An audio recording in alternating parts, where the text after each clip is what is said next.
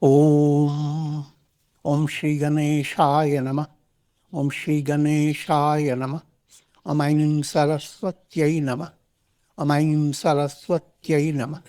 Om Shri Mahalakshmi Namah. Om Shanti Shanti Shanti.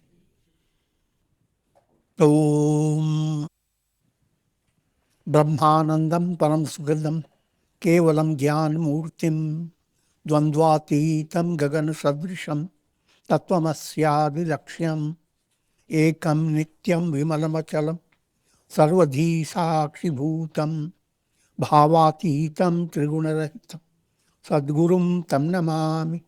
Om. Adorations to Sadguru, who is Brahman, the giver of supreme bliss, embodiment of pure consciousness, one without a second, vast as the ether, infinite, eternal, beyond the three gunas and their modifications, the supreme preceptor. Yoga Vasistha in Sthiti Prakarana, which have just commenced. And we are in the conclusion of section 4. Presently, an allegorical story is being given to you. The story of Sukracharya. Sukracharya is well known for Hindu scriptures, those who are devoted to it. He is the guru of asuras. Asuras are demoniac forces. In hospital, you become specialized to dealing with viruses. It's a great work. So Sukracharya's role is very profound.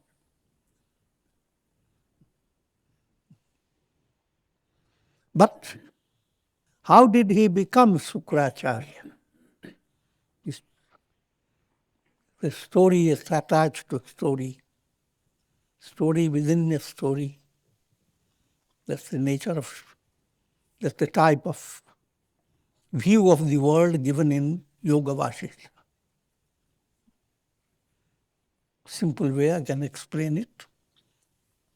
By modern technology, you create a folder. Within the folder, you create another folder. Within that folder, you create another folder. In each folder, you pack up so many materials.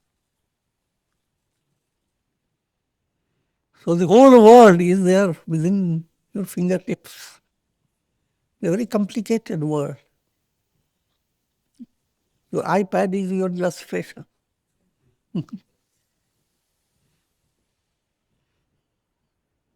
A child nearby will ask, where does it come from?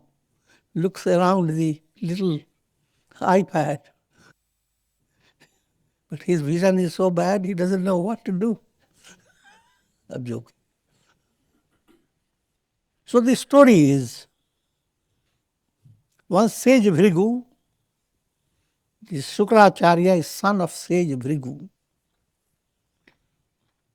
and very dear to each other. They dwelt in the beautiful valley of Mandarachala. These are all mystic mountains. And Sukracharya was following the instructions of his father and guru, Sage Bhrigu, and therefore he has learned the art of practicing meditation and different forms of austerity. Sage Bhrigu himself at times passed into nirvikalp samadhi, in other words, adopted a pose that was just became quiet. And it would last for a long time. In the meantime, Sukracharya had his own way of practicing his austerity and wandering around. At one time, his father was absorbed in samadhi, And Sukracharya sat in meditation, but hardly he felt he was sitting in meditation. His body became quiet, but his mind started moving in all directions. He entered the world of imaginations, what's called building castles in the air. Soon he realized he doesn't have to build any castle. He saw an apsara floating through the sky. And mentally he became enchanted, drawn to that apsara. His love for her was so great, he simply himself began to fly. He didn't wonder why, how was he able to fly, but he started following. And Apsara went into the Indra's palace, that is Indra's royal assembly. And Sukracharya followed her. And there, not distracted by all the Indra was presenting, lots of celestial pleasures, dance and music. No, he was focused on that Apsara. Apsara in turn was focused on him. You must realize this was his experience in his own mind. His body is in very close to his father's place.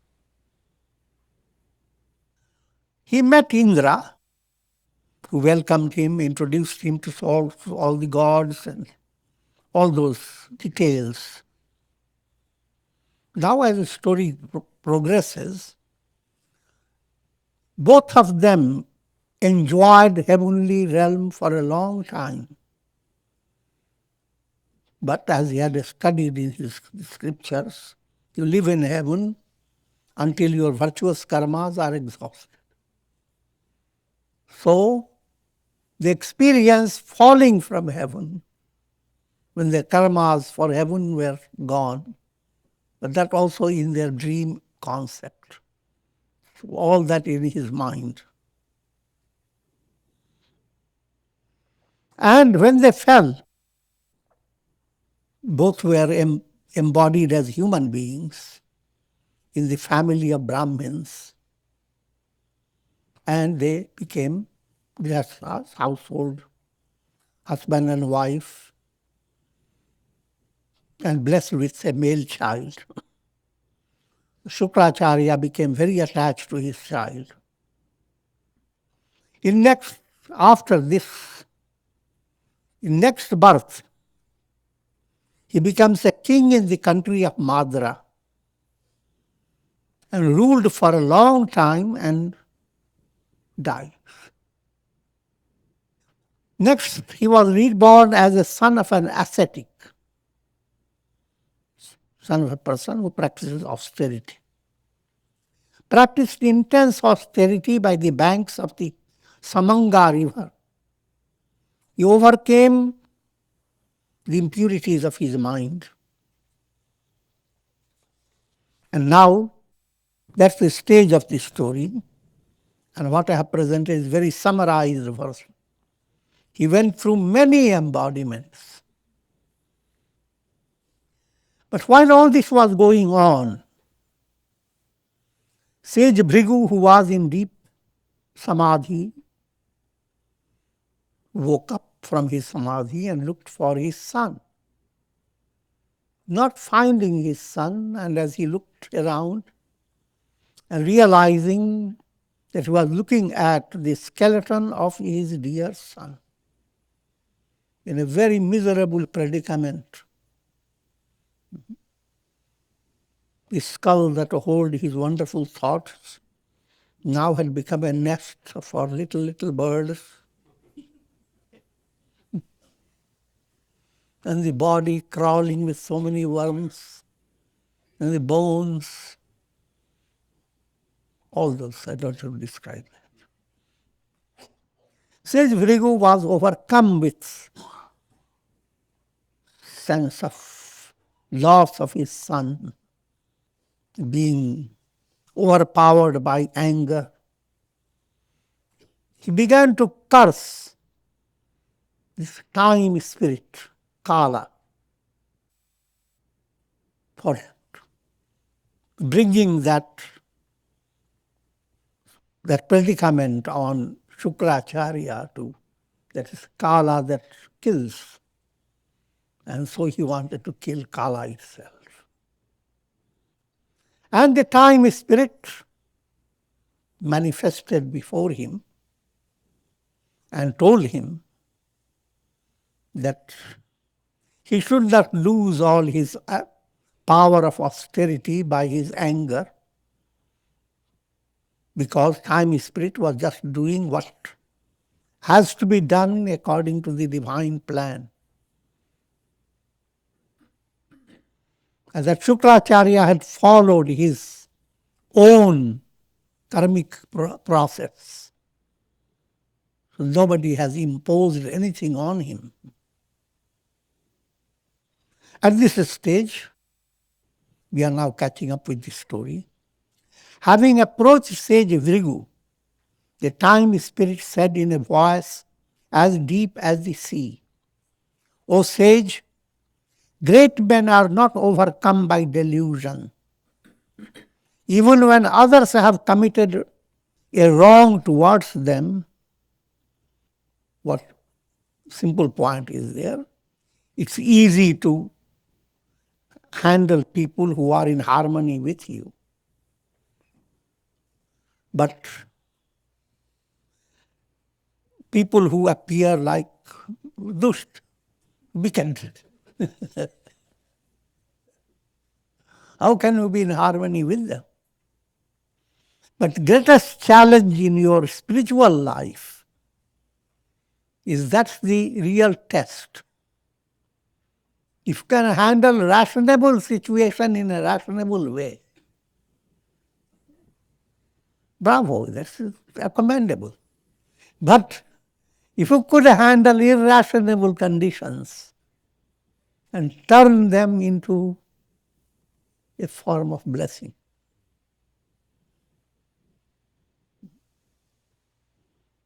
the entire universe is like a big hospital.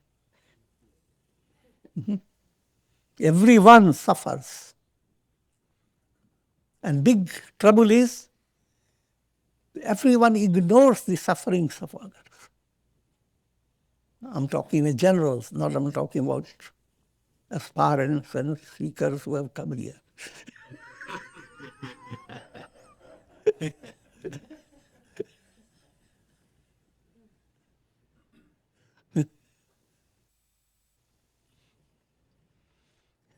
Everyone has view about others. But you must realize it is how faulty it is.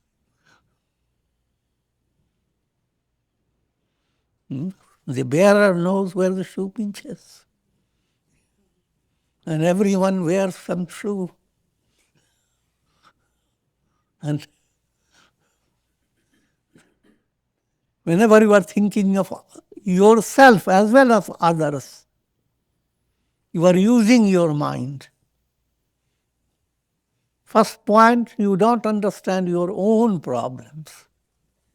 Where are you? Are you progressing? Are you going backwards? Are you overpowered by a curse, or is it a blessing? Now,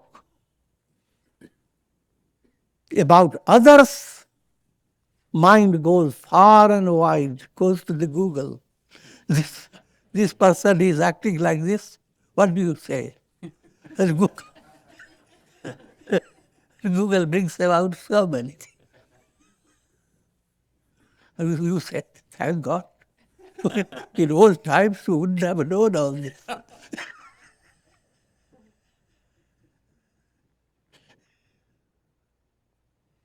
So, simple point.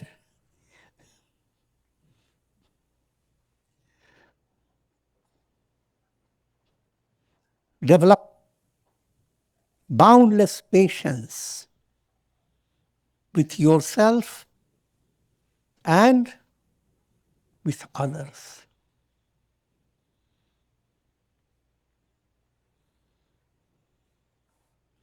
You have the song of Kabira. निंदक नियरे राखिए आंगन कुटी छवाए बिनु पानी साबुन बिना निर्मल करे सुहाए. Those who criticize you, don't become afraid of them. Rather, they are constantly bringing out your understanding of yourself. You hear a great teaching and say, now I have attained enlightenment, I'm not going to be angry ever. But a nindak is nearby.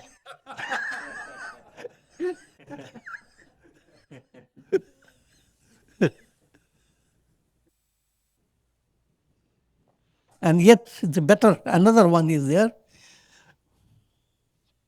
Jo topon kaata buai, tahi boi tu fool. Someone has sown thorns for you.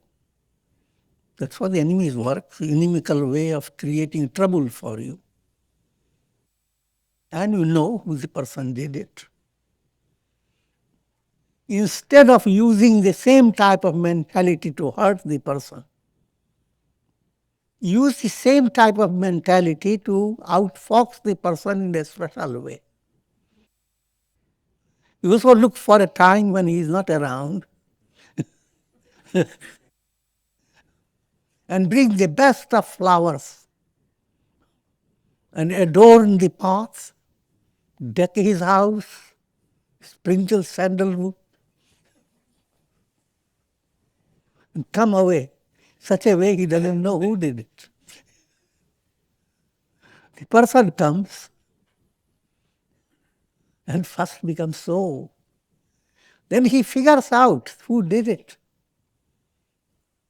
And then his heart receives a strange reaction. The heart undergoes a tremendous change and regret. This person who has been so good, why have I kept that type of negative feeling? And that feeling is spiritual revenge.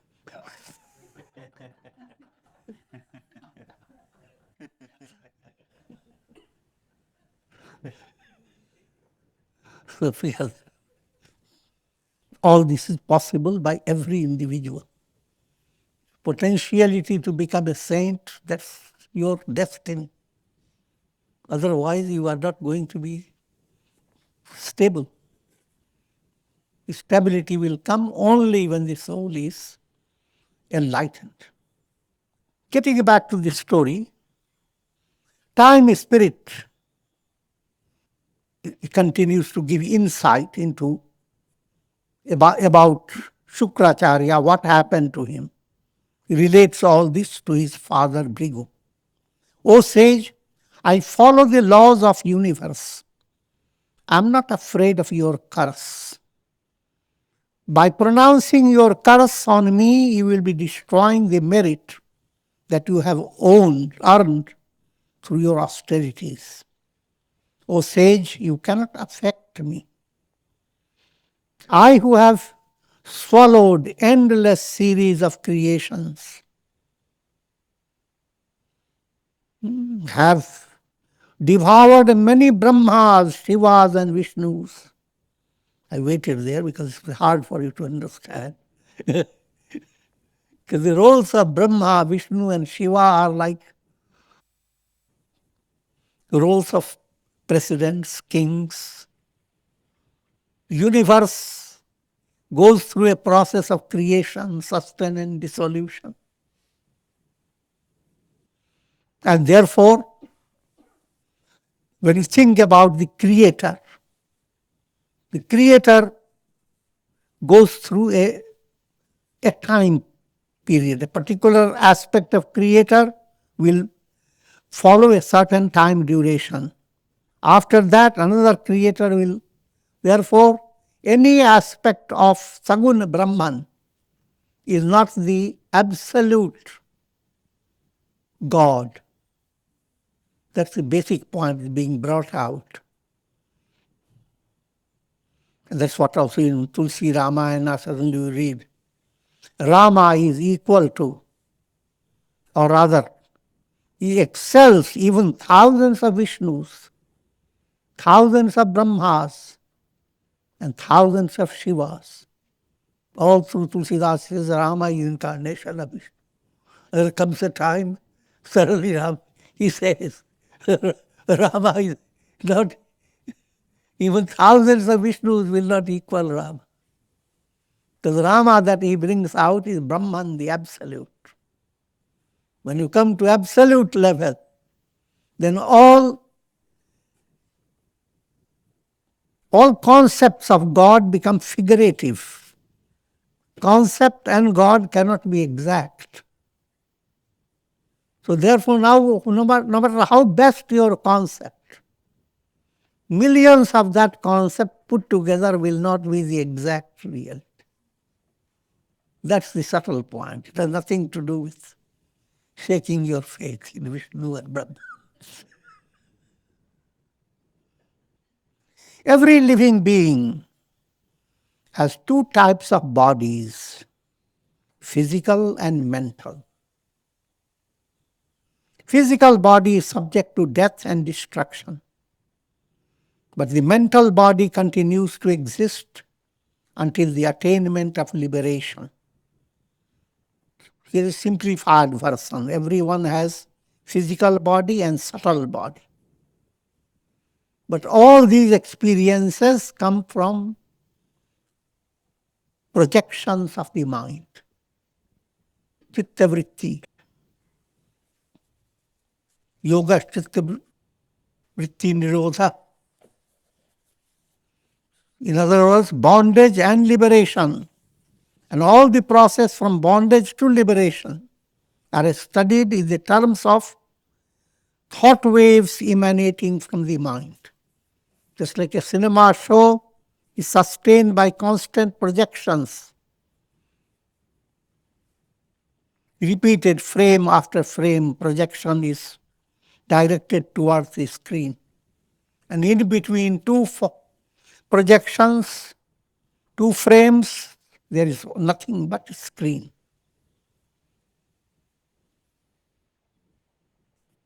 Time spirit continues, relating this knowledge to Bhrigu. While you were absorbed in Samadhi, your son left behind his physical body in order to follow the course of his mind. Just as a bird leaves behind its nest and flies into the sky, in the same way your son followed an apsara with his mental body, and having enjoyed celestial pleasures, continued to wander through many embodiments. Led by his own vasanas, that subtle desires, and having passed through numerous experiences of pleasure and pain, he has now incarnated as a Brahmin. His name is Vasudeva, not to be confused with Krishna's father, Vasudeva.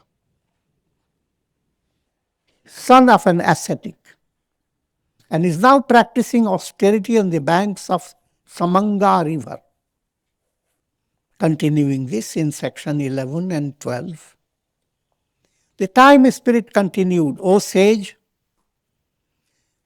by the banks of the Samanga river, where the murmuring sound of the waves continue to resound in the forest, your son is practicing austerity. He has developed matted locks, has Rudrakshamalas. Imagine, you must understand the drama. There is, Bhrigu has seen all those skeletons, and the skeletons are nearby. And while Bhrigu looks at the skeletons, he's telling about your son is by Samanga river. He has matted locks, he has mala. Do exercise your spiritual vision to see how the mental illusions of your son have led him to this present situation. Sage Bhrigu said, O divine being, you are the knower of the past, present, and future. You know the illusory powers of the mind. It was my conviction that my son was not going to die, but seeing him dead at an early age, I was overcome by anger. Indeed, it was a great error on my part. Through my yogic vision, I have witnessed the bodies my son adopted by the force of his mental desires. I have also discovered my son by the banks of the Samanga river. In other words, all that time Spirit was going to have told him, he saw by his own vision. So it was not just hearsay. It is now clear that the mind in every individual is his greater reality. It is the mind that conceives of and projects the physical body. The world process is experienced only as reflections in the mind. That's all your experiences are not physical realities. Anything that you think it is physical, it's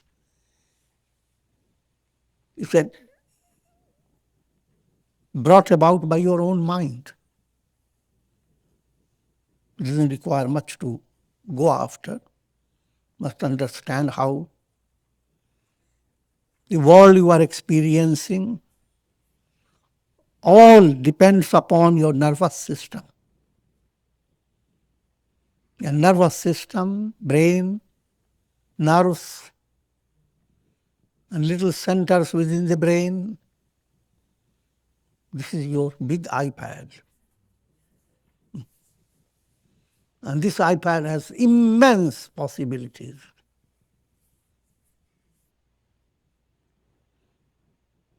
However, the moment your brain is injured, or you are, for operations, your body is made insensitive in the hospital. The doctor then go through lots of operations.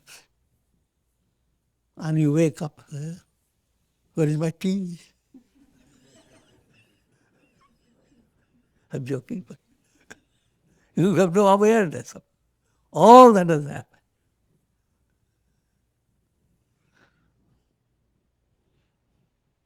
And you don't have to go into too much. Daily when you go to sleep,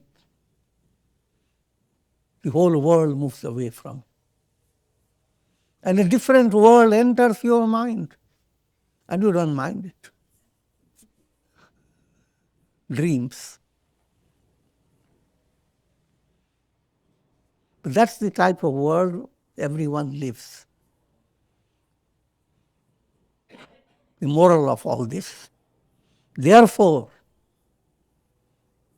become eagerly involved in not staying contented with the world as you are living in, but going deeper into who am I?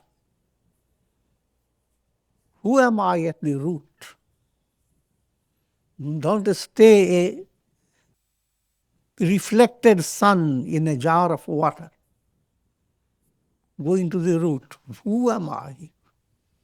Understand, even though while you are reflecting and working within the jar, at all times you are the sun. So don't you drown yourself in a world of worries, anxieties, sorrows. But in spite of whatever the world is, shimmer, shine, rise, and discover I am the sun. And that vision, I am the sun, can never be lost. So that is called liberation. And for that, you have to live. That's God realization. That's Godward movement. That's Shreya. Contrasted from Preya. Preya is to stay with the world of time and space. Shreya, transcend all this, get the sun. Self-realization. Yogis see this world as a mental projection. All objects of the world are as real as the thoughts of the mind. The vasanas or subtle desires of the mind that arise from ignorance sustain the vision of duality and multiplicity. The world process is nothing but an extension of these mental vasanas, subtle desires. This advanced, very mature vision has developed, then it's easy to understand. Firstly, your own body. So this body is mine. How old am I? So much, 30 years, 50 years, so forth. But what are you calling body? In the world of matter, consider that world of matter like an ocean.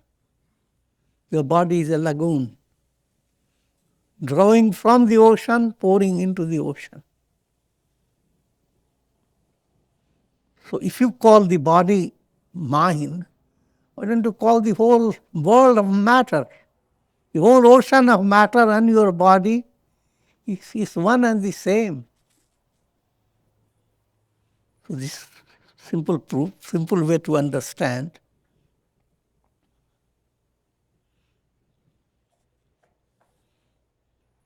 And likewise, when you come to understand that body, concept of body is just a mental play of mind. Then you come to the another stage, that mind is the reality, not the matter. All the time it is the mind that playing the tricks, presenting to you with matter. But then when you come to mind, your mind also is not individual mind separate from cosmic mind. Every little thought in your mind is not all yours. From the very childhood you start reading languages which have evolved through countless minds. Every little thing you touch, so many minds are involved. You are not just working with your mind. You are communing with many minds. And you are sustained by all cosmic mind that contains all minds. You are again like a wave in the ocean of mind. And you go further, where mind itself dissolves. Then there is mind, as long as there is a mind, there is drama goes on. When mind dissolves, the screen shines on. The screen type of reality is the absolute, Brahman. That's the goal of life. Self-realization.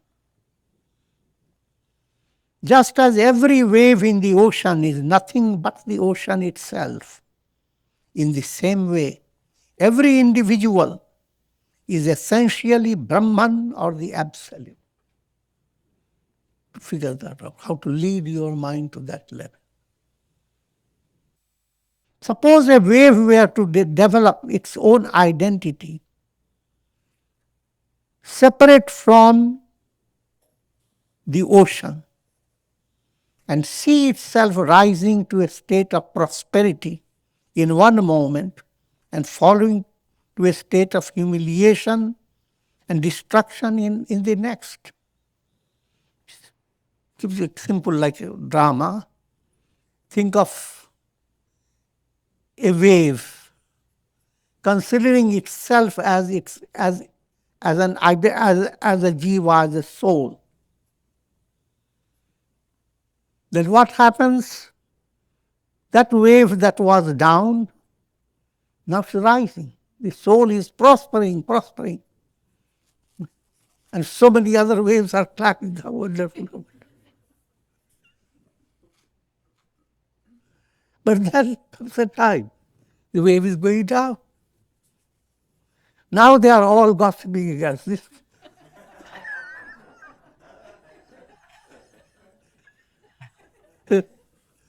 Soul was fake. He did all his progress, so forth. And the same predicament is for every wave. But in spite of all that, all the waves are actually the ocean.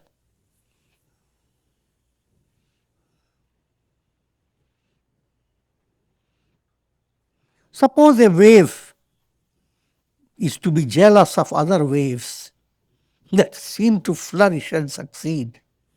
In the same way, though every individual is essentially the ocean of pure consciousness, yet it has developed the illusory notion of its separated existence and consequently its relationships and attitudes towards other similar waves of individual personalities.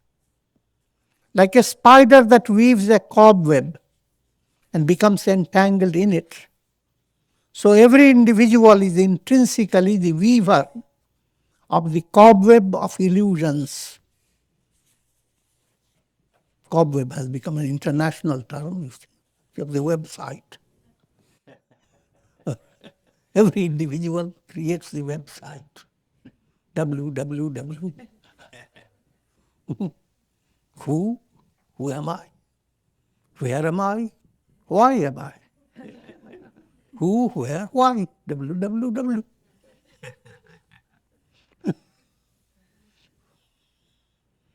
As long as you are involved in it, you are a spider.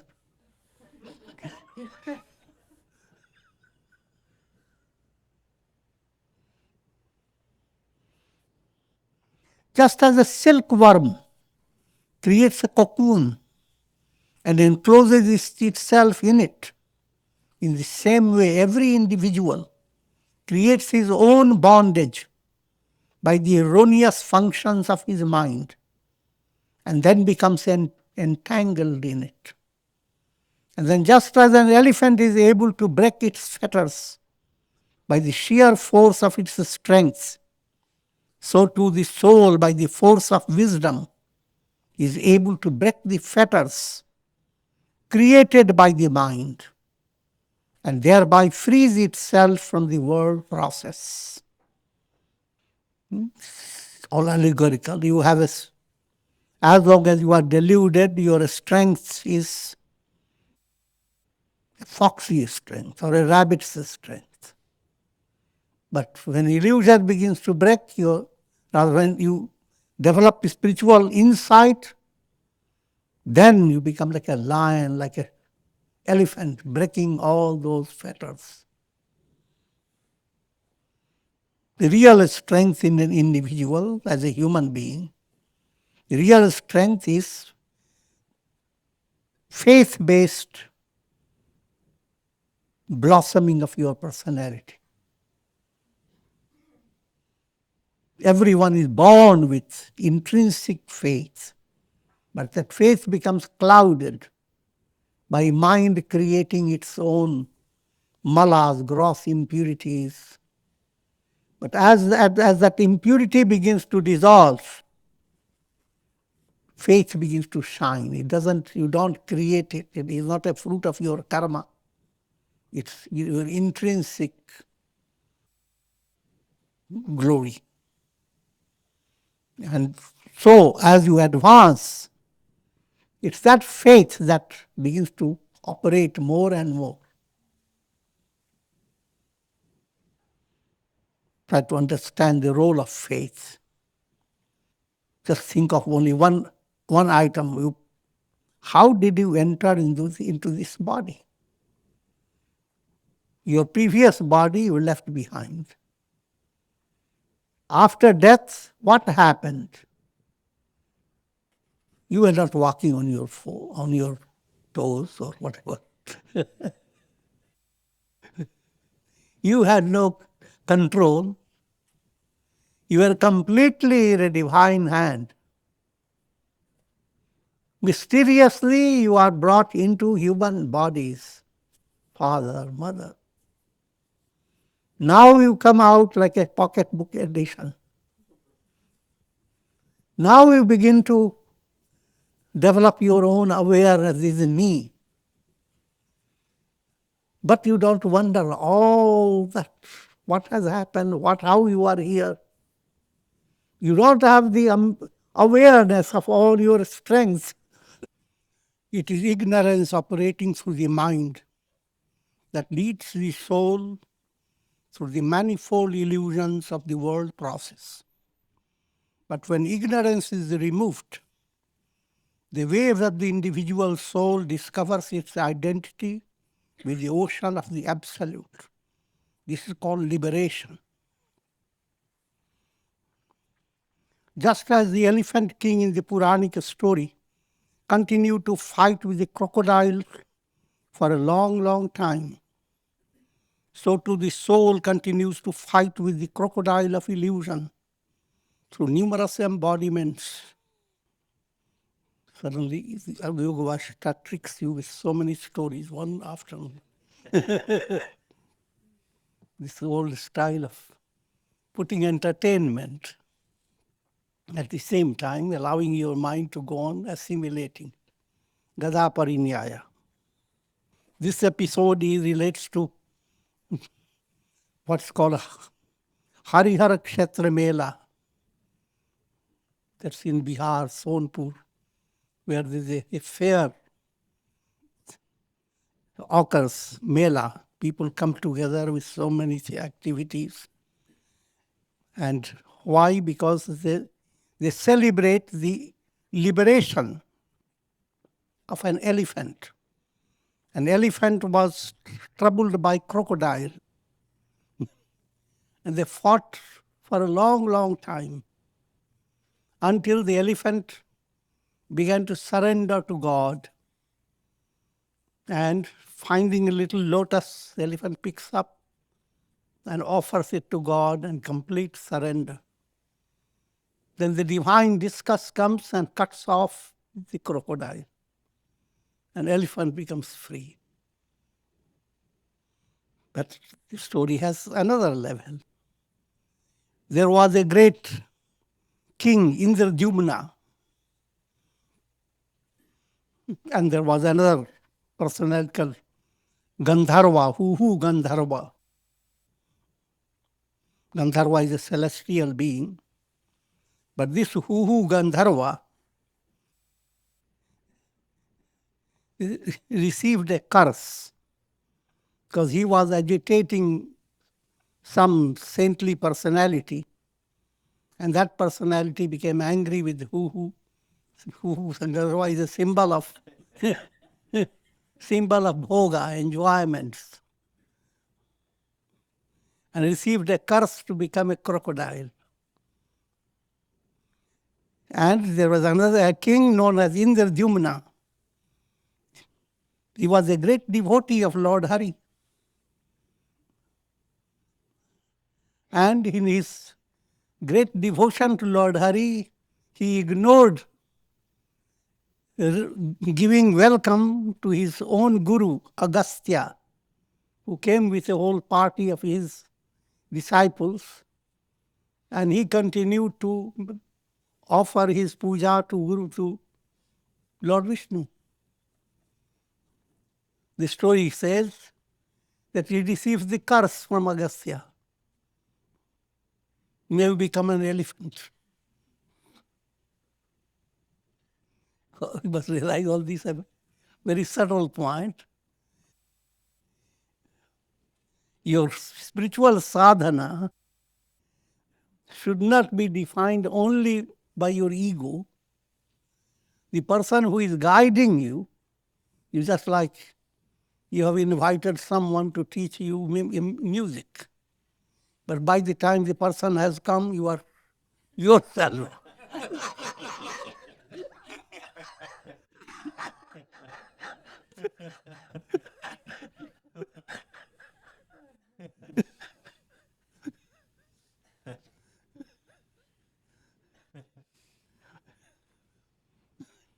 The advanced fact is you yourself have to attain it. But you have to go through a whole channel. Guru Govinda dono kare kake lagu paye. If suddenly Guru and God both have come together, first you have to approach the Guru. In order to secure your relation with God. So that's the point brought out. So that king who was Indradyumna by name became Gajendra, the king of elephants. And so in other words, the king, led by his bhakti, and after removing the obstacle, he became liberated. And Bhogavritti, represented by Gandharva, the spirit of just enjoyment, pleasure, that becomes the crocodile. Constantly you go into the world, but you don't know a crocodile is after your leg. Suddenly you get trapped and then you can't go anywhere. Many subtle points are there and people don't go after those. And with this I'm going to conclude. Om Trayambakam Yajamahe Sugandhim Pushtivardhanam Urvarukmuva Bandhanan Mrityor Mukshiyamamritat Sarve Bhavantu Sukhina Sarve Santu Niramaya Sarve Bhadrani Pashyantu Ma Kaschid Dukha Bhag Bhavet Asato Ma Sadgamaya Tamso Ma Jyotirgamaya Mrityor Ma Mritam Gamaya Om Purnamada Purnamidam Purnat Purnamudachyate Purnasya Purnamadaya Purnamevavashishyate Om Shanti Shanti Shanti.